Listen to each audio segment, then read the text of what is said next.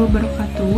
Perkenalkan, nama saya Sapira Rahayu dan NPM 012622 dari Prodi Akuntansi. Perkenalkan, nama saya Fahmi Ajis dengan NPM 012612. Perkenalkan, nama saya Najwa Salsa Sabila dengan NPM 012606.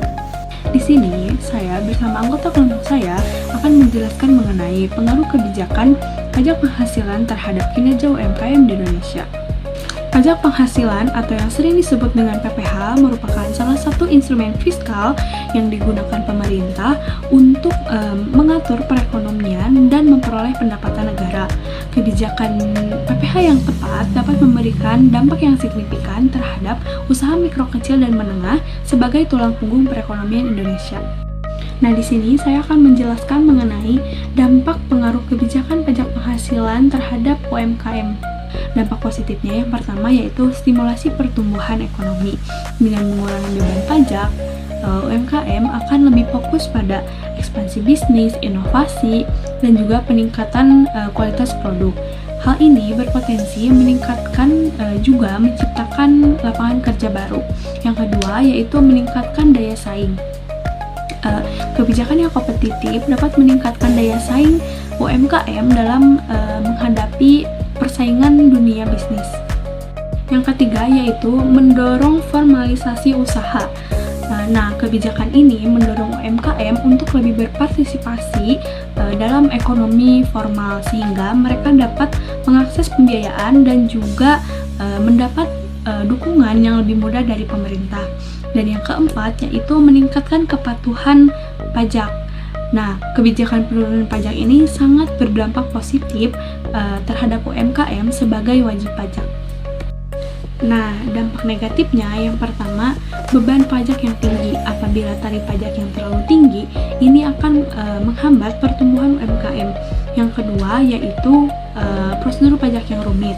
Apabila prosedur pajak yang kompleks, ini akan amat sangat menghambat dan juga menyulitkan para UMKM.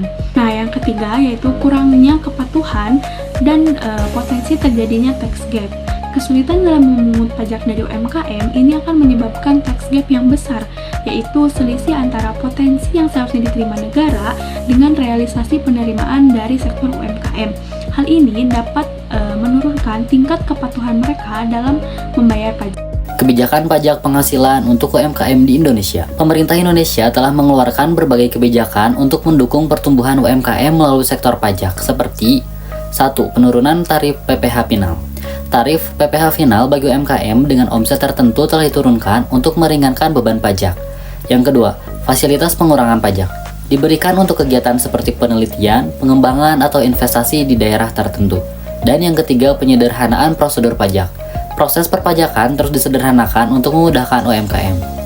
Tantangan dalam kebijakan pajak UMKM. Yang pertama, koordinasi antar lembaga.